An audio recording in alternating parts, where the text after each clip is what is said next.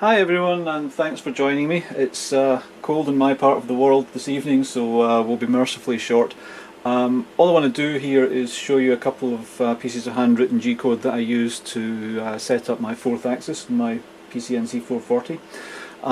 The first one is to do with getting the workpiece in the self-centering vise sitting perfectly horizontal. So that would be this surface here.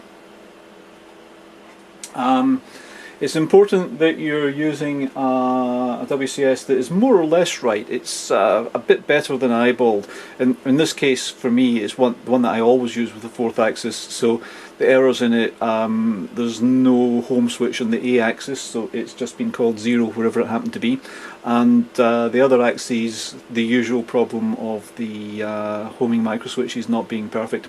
So anyway, the first thing is to set it sitting horizontal. So I will go to my file window, down into G-code, fourth axis probing, and yeah, it's that one, the A-axis rotary. I'll load that. Now what it needs us to do is to get the probe sitting just above the surface, displaced in one direction on the Y. I've got it sitting in positive Y. It doesn't really matter which side it is, because what it will do is probe down at that point, then go to the opposite side of the origin in Y, probe down again, and then adjust the angle of A so that the two heights are the same. So if I press cycle start, there it goes. It's 1 point probed, second one probed, and you just about would have seen the A-axis updating. If we look at the status page, it has actually output for us that the angle it measured there was 3.434 degrees, and it should have been 0. You can see the two different touches that were found, 24.68 and 26.46. There was more than 2 millimeters of an error because I just eyeballed it. If I clear that, just to show us how repeatable it is, and run it again.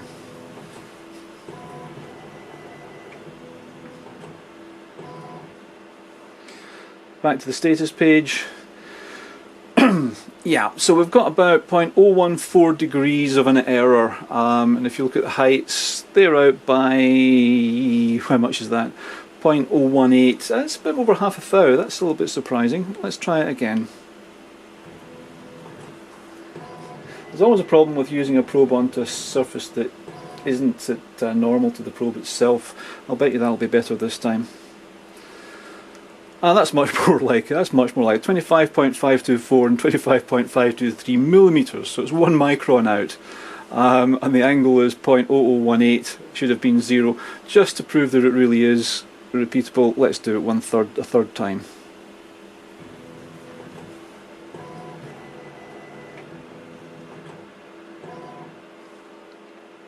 Check what the status screen says. And this time we have 25.522, 25.525. We're out by 3 microns, a little bit over 1/10 of a thou. I think that's pretty darn good, really, for one of these machines. So having done that, the thing I want to do now is adjust Y and Z axes to put the origin right on the rotary axis. This would have been done before on this machine with this WCS, but there will be an error associated with the fact that it's just been referenced, so micro switches aren't perfect. So go to the file menu again and load the second of these programs. There we go. Now it's going to do something very similar, but it's going to probe the same point right in the center, where in the center of that block, and then it's going to probe it with the A-axis at 3 different values. So it's going to sit it at 0, and then it's going to do it again at +90 and -90, but it's always going to be touching the same part of the stalk that you see in the vise. That same point will always be the same distance from the rotary axis, no matter what the orientation of the axis is. So if you watch it as it runs, I'll just hit start. Okay, so we start at the middle,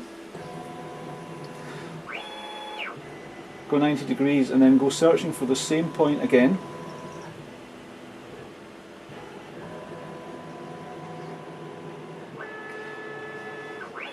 Then come back to -90 degrees.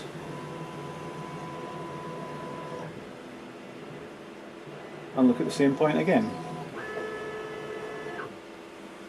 Now this time on the status screen, we should have the two Y values and the Z value, and ideally they would be the same. Now if you look at what I've got here, I've got Z was 25.52, and I've got Y negative 25.51 and plus 25.52.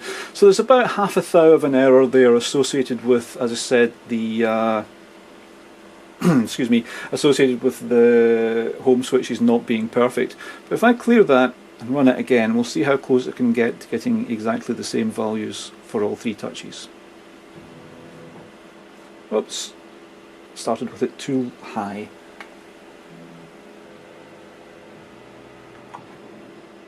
We'll do that again.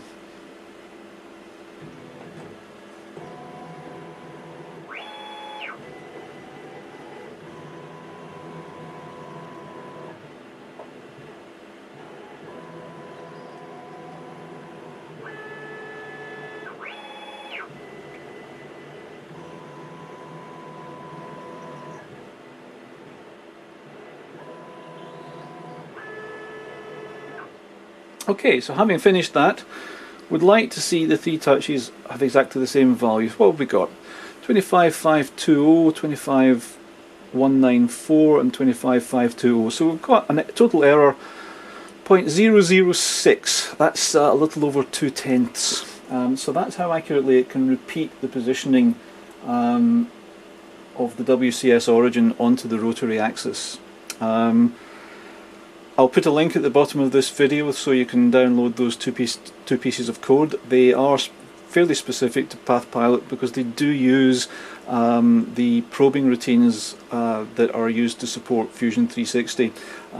So any other Linux CNC machine, you'd have to get a copy of them and install them too. But thank you very much for watching. I hope that was interesting, and I hope you can use that in your machines. Thanks.